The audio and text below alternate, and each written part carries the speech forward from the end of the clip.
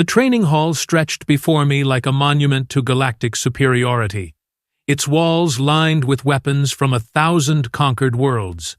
I stood there, Commander Vex'thor of the Krillian Empire, watching the newest batch of recruits file in with all the enthusiasm of livestock heading to slaughter. And then I saw her. A human. A single, fragile human among the warriors of the galaxy. "You have got to be kidding me," I muttered, my mandibles clicking in disbelief. She was small, even by human standards, maybe 5.5 feet tall, with auburn hair pulled back in a practical braid and eyes the color of Earth's pathetic oceans. She carried herself with a quiet confidence that I found both amusing and insulting. Her name tag read Harper Vale. The other recruits towered over her. There was Gorthak, a Magron warrior whose biceps were thicker than her entire torso. Beside him stood Telrix, a Voxian, whose 4 arms could probably juggle this human like a toy. Even the smallest of the other recruits, a Quellan named Pixis, had natural armor plating that could deflect small arms fire. And here was Harper Vale, wrapped in nothing but soft skin and audacity. "Attention," I bellowed, my voice reverberating through the chamber. "Welcome to Phase 1 of Galactic Military Training. I am Commander Vex'thor, and for the next 6 cycles, I will be responsible for determining whether you are warriors or merely waste." I began my usual walk down the line, inspecting each recruit with the practiced eye of someone who had done this 300 times before. "You will be tested in strength, endurance, tactical thinking, and combat readiness. Most of you will fail. Some of you will quit. A rare few will actually prove worthy of serving in the Galactic Defense Forces." I stopped directly in front of Harper. She didn't flinch, didn't look away. Those blue eyes met mine with an expression that I couldn't quite read. The commander deserved either. "And then," I said, letting my voice drip with contempt, "we have whatever this island." A few snickers rippled through the ranks. "Tell me, Recruit Vale, did you take a wrong turn on your way to the diplomatic corps? Perhaps you thought this was a tour group?" "No, sir," she replied, her voice steady. "I'm exactly where I'm supposed to be." I leaned down, bringing my face closer to hers. My breath probably smelled like the Krillian bloodworms I had eaten for breakfast, but she didn't even wrinkle her nose. "Really? Because, from where I'm standing, you look like someone's idea of a cosmic joke. Do you know what happened to the last human who tried to make it through my training program?" "No, sir." "Neither do I. He quit before I even learned his name.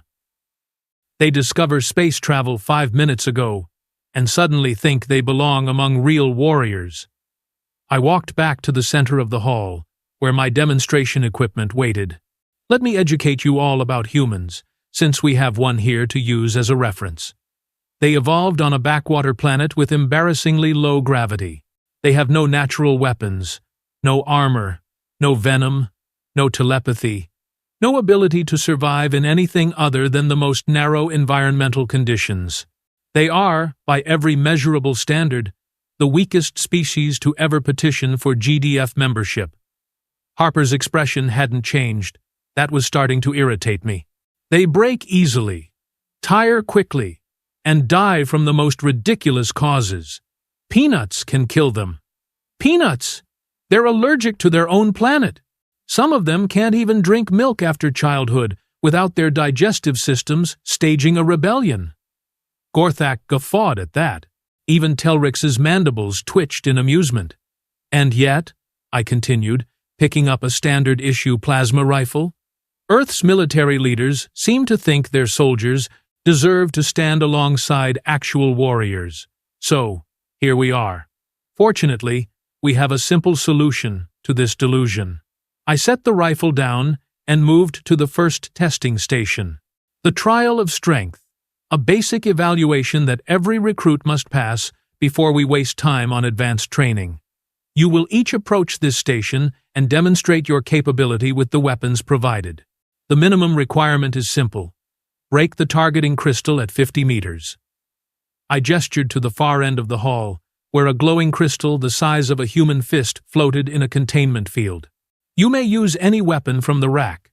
Plasma rifle, ion cannon, matter disruptor, whatever suits your biology.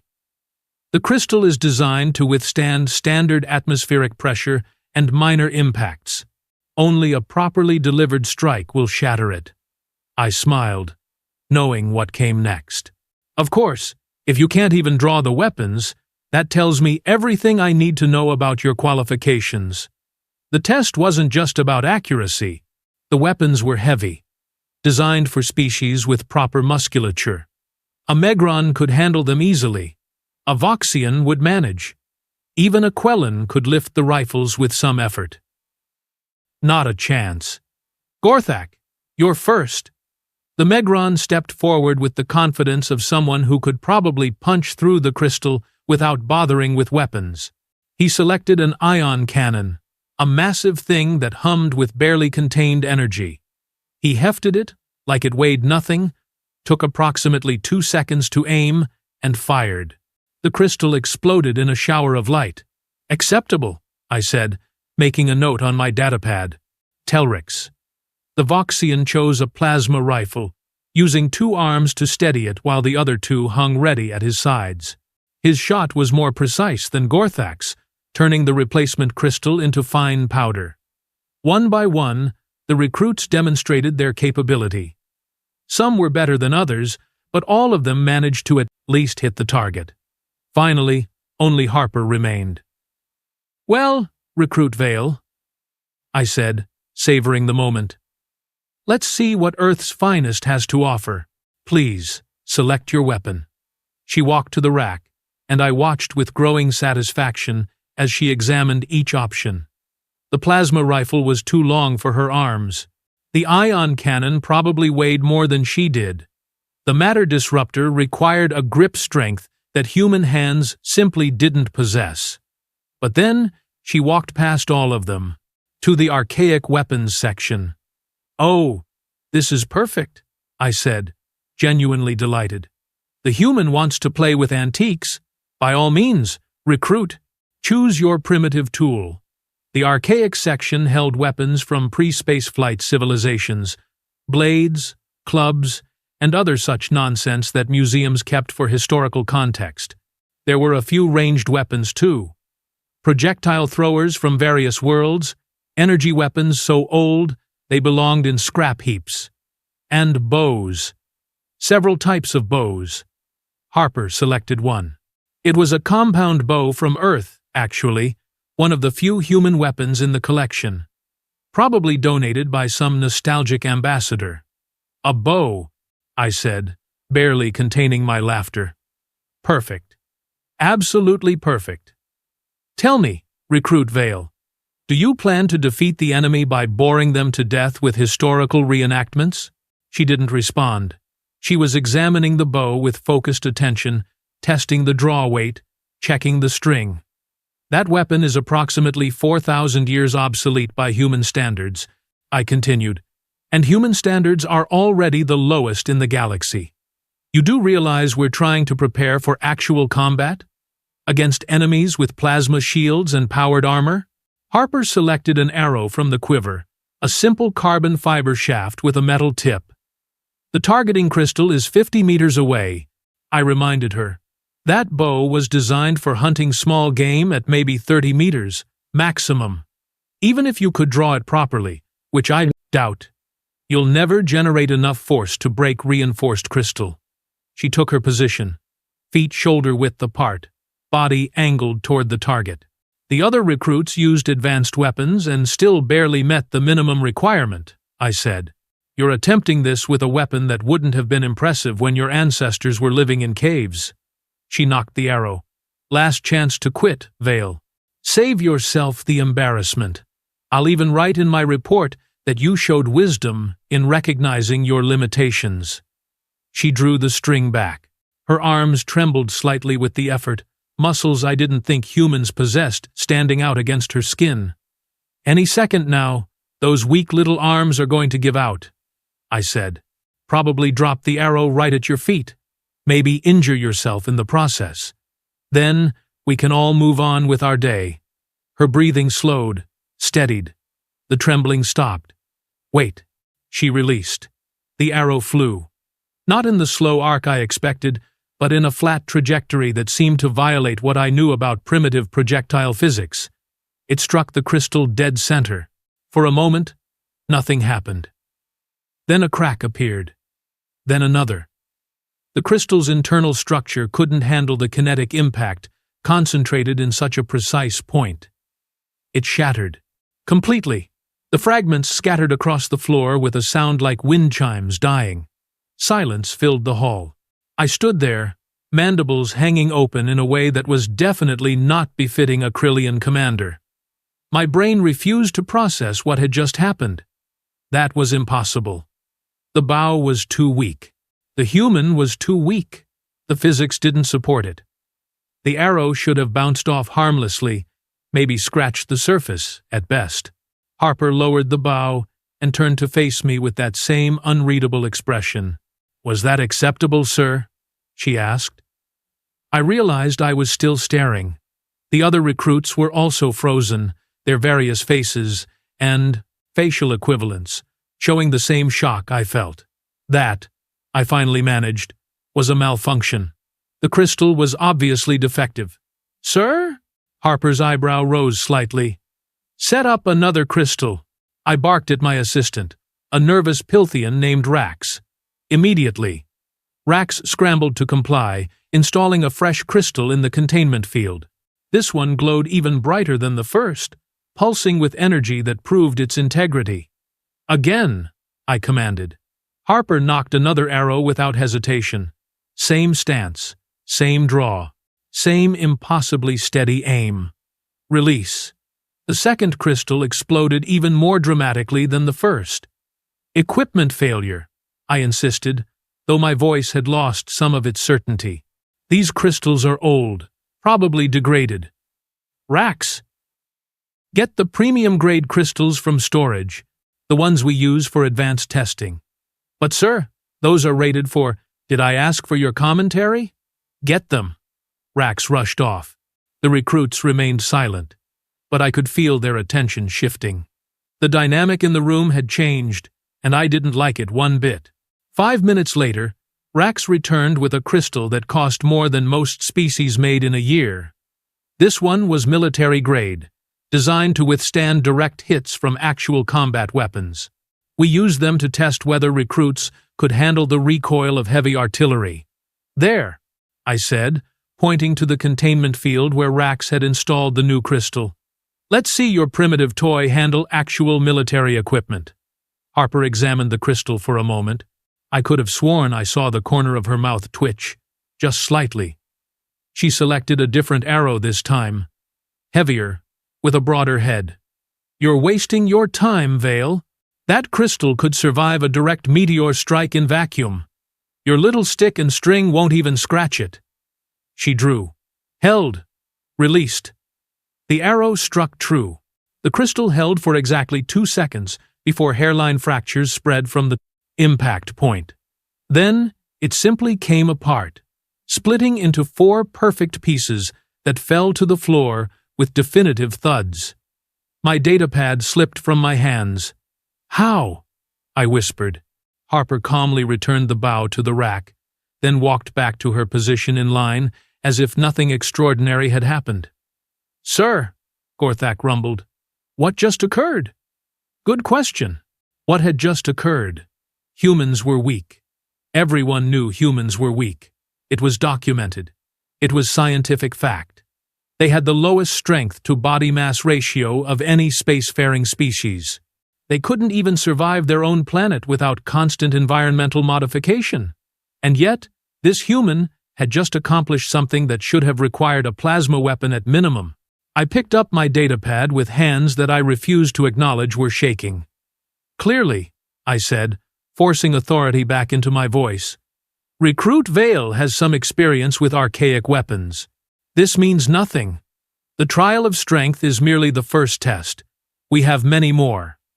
I looked at Harper, who stood at attention with that same maddeningly calm expression. "Don't think this changes anything, Vale.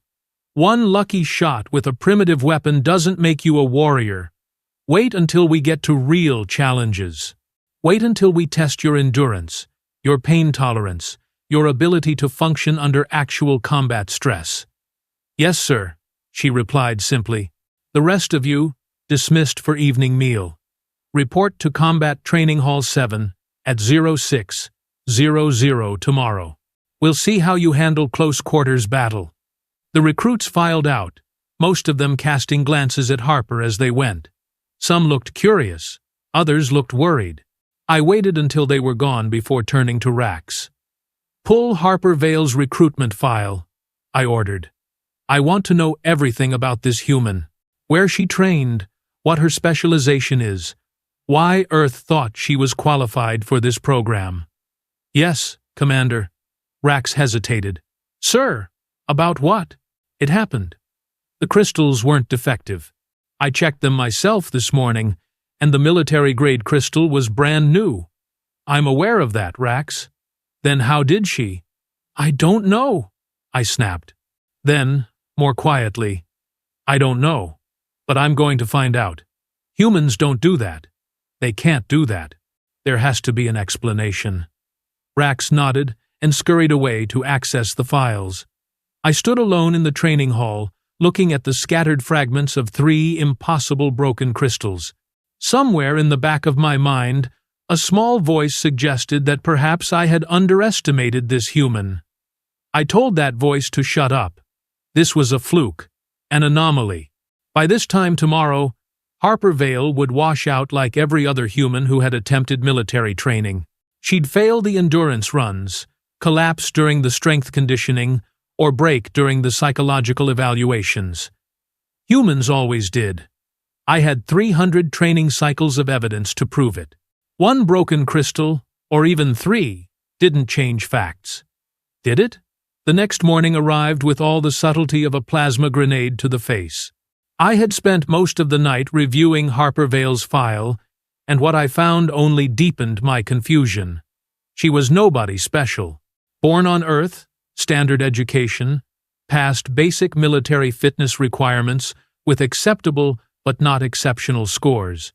No genetic modifications, no cybernetic enhancements, no hidden advantages. Just another human who somehow convinced her superiors she belonged among the stars. The file explained nothing about yesterday's performance. I arrived at Combat Training Hall 7 early, setting up the day's challenges with perhaps more aggression than necessary. Today would be different. Today I would expose this human's limitations. The recruits filed in precisely at 0600 hours. Harper entered with the others, looking no different than before. Same practical braid, same calm expression, same inadequate human frame. "Good morning, recruits," I announced, pacing before them. "Yesterday was purely introductory. Today we begin actual combat assessment. You will engage in hand-to-hand combat scenarios, navigate obstacle courses designed for your respective species, and demonstrate tactical decision-making under pressure." I stopped in front of Harper. "Some of you may have gotten lucky with weapons testing. Combat is different. Combat reveals true capability. There's nowhere to hide when someone is actively trying to break you." She met my gaze without flinching. Still that unreadable look. "Gorthak? Telrix? You're up first. Standard sparring rules. First to 3 touches wins." The 2 giants moved to the combat circle. What followed was exactly what I expected. A brutal display of strength and technique that would have hospitalized most humans just from watching. Gorthak won, barely, landing his 3rd touch after Telrix caught him with 2 devastating strikes. "Acceptable," I noted. "Pixis, Gendara, you're next." I cycled through the recruits, pairing them by approximate size and capability. Each match told me what I needed to know about their training, reflexes, and mental fortitude.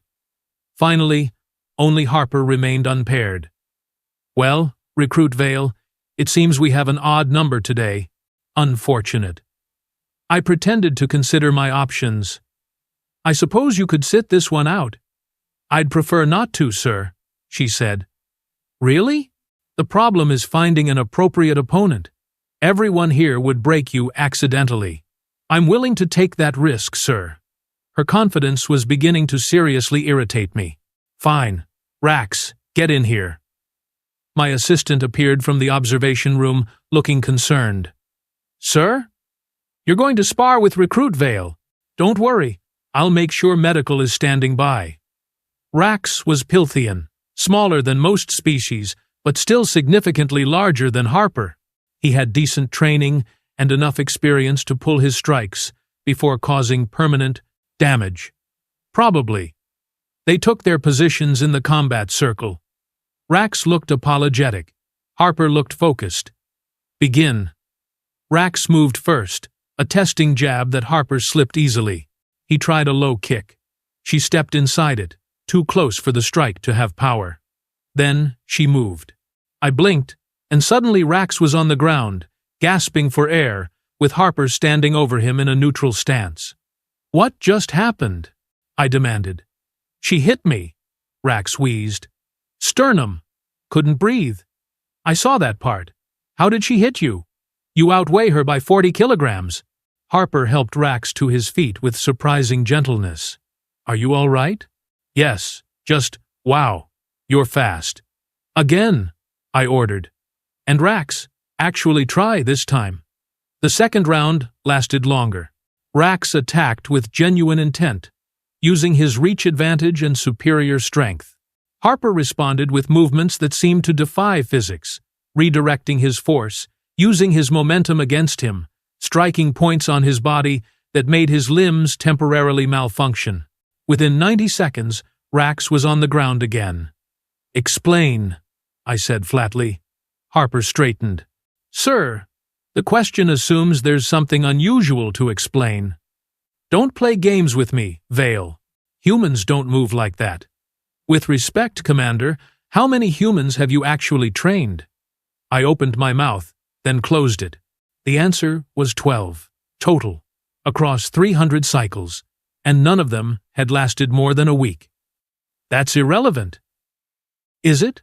She wasn't being insolent, just genuinely asking. Perhaps your sample size is insufficient for accurate conclusions. Several recruits made noises that might have been suppressed laughter. I glared at them until silence returned. Obstacle course, I announced. Everyone, now. We moved to the exterior training ground, where I had set up a course that had broken the spirit of countless recruits. Walls to climb, barriers to vault, weight to carry, all while wearing standard combat gear that added 30 kilograms to your frame. This course is designed to simulate combat conditions, I explained. You will complete it while carrying full equipment load. Minimum acceptable time is 8 minutes. Optimal time is 5. The record is 3 minutes, 40 seconds, set by a Krillian assault specialist. I didn't mention that the Krillian had 4 legs and natural climbing claws. Gorthak, lead off! The Megron thundered through the course with impressive speed, his massive strength letting him simply power through obstacles that required technique from others. He finished in 6 minutes, 12 seconds. The others followed. Times varied, but everyone managed to complete the course within acceptable parameters. Then, Harper stepped up to the starting line. The combat gear looked ridiculous on her, clearly designed for larger frames. The helmet kept sliding down over her eyes. The pack hung awkwardly on her narrow shoulders. Ready, recruit? She adjusted her grip on the equipment. Ready, sir? She hit the first wall at speed, and I waited for her to struggle with the climb. Instead, she went up it, like gravity had personally offended her ancestors. Her technique was flawless, using legs more than arms, finding holds I didn't even know existed.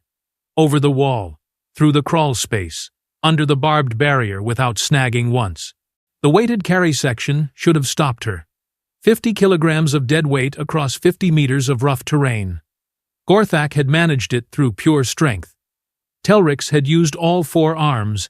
Harper picked up the weight, settled it across her shoulders in a way that distributed the load, and moved. Not fast, but steady, mechanical, like nothing could make her stop. She crossed the finish line.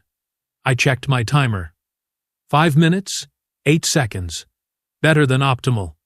Only 18 seconds slower than the record holder, who again had 4 legs and claws. Impossible, I said, for what felt like the 100th time since this human arrived. Harper set down the weight carefully, then straightened despite obvious exhaustion. Her face was flushed, breathing hard, but she wasn't collapsing, wasn't quitting. How? I asked, abandoning any pretense of professional distance. Your species has lower bone density, weaker fast-twitch muscle fibers, less efficient oxygen processing. You shouldn't be able to do this. Commander, she said between breaths, perhaps your data is incomplete. My data comes from the Galactic Species Database. It's been verified by thousands of researchers. Yes, sir. Data about human averages. Normal humans. Civilians. She took a drink from her canteen. I'm not normal. None of Earth's soldiers are. What does that mean? She considered her answer carefully. Sir, when you evaluated humans, what were you looking at? Our biology at rest? Our theoretical limitations based on evolutionary history? Of course. Standard assessment protocol. Right.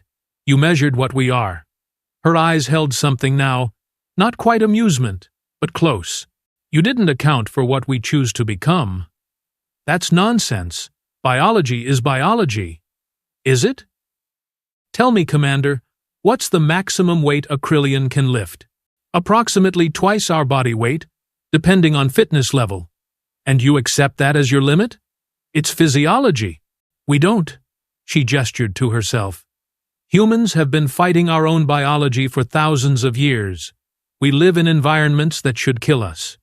We survive injuries that should be fatal. We push our bodies past every logical breaking point because we're too stubborn to accept limitations. I stared at her. You're saying you simply refuse to be weak? I'm saying we train differently. We condition differently. We prepare for war like our lives depend on it. Because they do. She smiled, and there was something fierce in it. You called us fragile. You're right. So, we built ourselves harder. You said we break easily. True. So, we learned to heal faster. Every weakness you identified, we turned into motivation. Gorthak spoke up. That sounds exhausting. It is, Harper agreed. Most humans couldn't do it.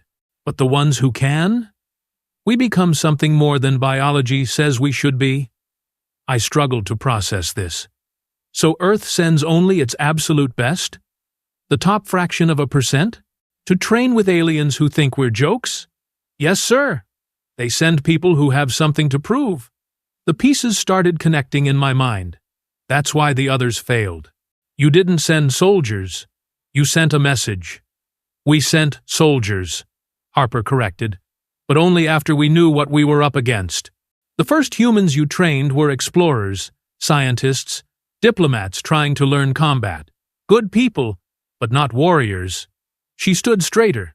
You made it clear humans weren't welcome in your military. So Earth's response was simple. Fine. Watch this. Silence fell over the training ground. The other recruits watched with new understanding. This wasn't just a human trying to pass training. This was a demonstration. The trial of strength. Yesterday, I said slowly, you've used bows before. Since I was 6 years old, Earth's military identified candidates early. We've been training our entire lives for this specific purpose, proving humans belong among the stars. That's insane. That's dedication beyond reason. Yes, sir. It's very human. I looked at her, really looked at her, and saw something I had missed before. The calluses on her hands, the way she stood, balanced and ready despite exhaustion. The quiet confidence that came from knowing exactly what she was capable of. This wasn't luck. This wasn't a fluke. This was the result of deliberate, almost fanatical preparation. All right, I said, making a decision that would probably haunt me. Everyone, listen carefully. I've been wrong. The recruits shifted in surprise. Commanders didn't admit mistakes. I evaluated Recruit Vale, and by extension all humans, based on incomplete information. I assumed biological limitations meant practical limitations. I was mistaken. I turned to Harper. You've proven that determination and training can overcome significant physical disadvantages. Thank you, sir. Don't thank me yet, because now I'm going to train you properly. No more holding back, no more assuming you'll break. I smiled, showing all my teeth. If you're as tough as you claim, prove it. Not in demonstrations. In actual training, every day, for the next 6 cycles. Harper's expression shifted to something that might have been excitement. Yes, sir. The rest of you, same applies. Whatever I thought about your capabilities, I'm resetting expectations. We're all going to work harder now. I paused. Dismissed for midday meal. Report back in 2 hours for tactical simulations. As the recruits dispersed, Harper remained. Something else? Recruit? Sir? Permission to speak freely? I nodded. You're not wrong about human biology. We are weaker, on average. More fragile. Higher maintenance. She met my eyes. But we're also adaptable, persistent. We've survived ice ages and plagues and our own stupidity.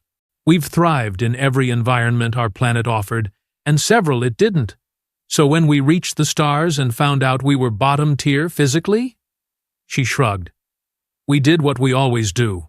We adapted by becoming weapons yourselves, by becoming what we needed to be. She started to leave, then stopped. Commander, thank you for the opportunity to prove it. After she left, I stood alone in the training ground, contemplating the implications. Earth hadn't sent their best, despite being considered weak. They had sent their best because they were considered weak. Pressure there. I pulled up my datapad and began composing a message to Galactic Command. They needed to know that our assessment of humans required revision, not because humans were secretly strong, but because they had made themselves strong through sheer stubborn determination. 6 cycles later, Harper Vale graduated top of her class, not through luck, not through tricks, but through consistent, relentless competence. She outperformed species with natural advantages through superior technique and unbreakable will. The other recruits respected her. Several had asked to train with her, learning the human approach to overcoming limitations. I wrote in my final evaluation, Recruit Vale demonstrates that humans, while physically disadvantaged compared to other species, possess adaptability and determination that compensate for biological weaknesses. Recommend approval for active duty. Further recommend Earth be encouraged to send additional candidates of similar quality. On graduation day, I called her aside. You changed my mind about humans, I admitted. I thought you were the weakest link in galactic society. And now? Now I think you might be the most dangerous, because you don't just accept what you are. You decide what you'll become, and then you make it happen regardless of obstacles. Harper smiled. That's the most human thing I've ever heard, sir. She saluted, crisp and perfect, then joined her fellow graduates. I watched them go, this new generation of warriors, and felt something I hadn't expected. Pride. Not in being proven wrong, but in being part of the process that proved humans belonged among the stars after all. They were still weak, biologically speaking. They just refused to let that stop them. And honestly, that might be the most terrifying thing about them. The galaxy had no idea what was coming. But I did. And I almost felt sorry for our enemies. Almost.